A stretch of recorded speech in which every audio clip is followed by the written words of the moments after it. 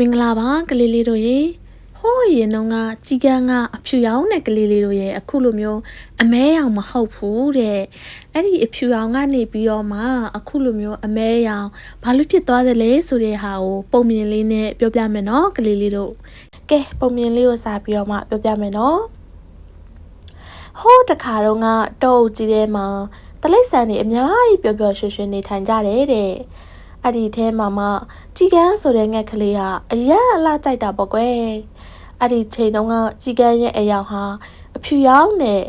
အခုလိုအမဲရောင်ကြီးမဟုတ်ဘူးတဲ့ကလေးလေးတို့ရဲ့တနေ့မှာအဲ့ဒီကြီးကန်းကဟင်းငါအယောင်ကအမြဲတမ်းဖြူရတယ်အမြဲတမ်းကြည့်တော့မလှသလိုပဲငါအယောင်ပြောင်းလို့ရရင်ကောင်းမှာပဲလို့တွေးမိတယ်ဒါကြောင့်မို့လို့ဇီးခွဲရလာပြင်ဆိုင်ကိုသွားပြီးတော့မှမဇီးခွဲကျမရဲ့အမွေးတွေကိုပန်းရောင်လေးဆိုပေးပါလားကျမဖြူရောင်မွေးတွေကိုမကြိုက်ဘူးလို့ပြောတယ်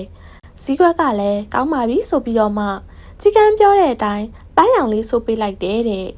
ကြီးကန်းကလည်းသူ့ကိုယ်သူမှန်ထဲမှာကြည့်ပြီးတော့မှအယံကိုသဘောကျနေရပေါ့ကွယ်အိုးလာလိုက်တာလို့သူ့ကိုယ်သူလည်းချီးကျူးနေတယ်တဲ့မကြခင်မှာပဲမိုးတွေရွာတဲ့ခါကျတော့ကြီးကန်းရဲ့ကိုယ်ပေါ်မှာရှိတဲ့ပန်းရောင်တွေကအကုန်လုံးကျိုးပြီးတော့မှသူ့ရဲ့ပင်ကိုအဖြူရောင်ပဲပြန်ဖြစ်သွားတယ်တဲ့ကွယ်အဲ့ဒီချိန်မှာပဲဇီးဝက်ရှိပြန်သွားပြီးတော့မှဒီတကတော့အပြာရောင်လေးဆိုးပေးပါအမရဲ့ပန်းရောင်ကအယောင်ကျွတ်လွယ်တယ်လို့ဇီးဝက်ကိုပြောပြန်နေတဲ့အဲ့ဒီလိုနဲ့ဇီးဝက်ကလည်းကြီးကန်းပြောသလိုပဲသူ့ရဲ့အမွေးတွေကိုအပြာရောင်လေးဆိုးပေးလိုက်ပြန်တဲ့ဒါပေမဲ့လည်းမကြပါဘူးကွယ်မိုးထပ်ပြီးပြန်ရွာပြန်တဲ့အခါမှာကြီးကန်းရဲ့ကိုယ်ပေါ်ကအယောင်လေးပြန်ပြီးတော့ကျွတ်သွားပြန်နေတဲ့ကွယ်အဲ့ဒီလိုနဲ့ကြီးကန်းကလည်းစိတ်ညစ်ညစ်နဲ့ပေါ့ကွယ်စီကစီပြန်သွားပြီးတော့မှမဇီးခွက်ရဲ့ဒီတခါတော့ဘယ်တော့မှမကျွတ်နိုင်တဲ့အယောင်ဆိုးပေးပါဇီးခွက်ကလည်းစဉ်းစားပြီးတော့မှအမဲရောင်ဆိုရင်ကတော့ဘယ်တော့မှကျွတ်တော့မှာမဟုတ်ဘူးလို့တွေးမိတယ်တဲ့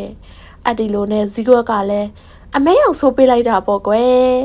အဲ့ဒီအချိန်ကနေစပြီးတော့မှကြီးကန်းဟာအမဲရောင်ဖြစ်သွားတယ်တဲ့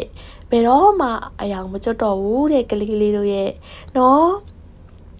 ကဲပုံမြင်လေးကတော့ဒီလောက်ပါပဲကွယ်ဒါမဲ့ဒီပုံမြင်လေးထဲမှာဆိုလို့ရှိရင်ကလေးလေးတို့မှတ်ထားမှာကြတော့ကို့မှာရှိတဲ့သဘောအလားတရားဟာဆိုလို့ရှိရင်အဖိုးတန်ဆုံးနဲ့ကို့အတွက်အလားပဆုံးပဲနော်ကလေးလေးတို့ဒီပုံမြင်လေးတွေကကြီးကန်းဟာလက်ရှိချိန်မှာအဖြူရောင်လေးတာဖြစ်နေမယ်ဆိုလို့ရှိရင်အရန်ကိုလှပနေမှာပေါ့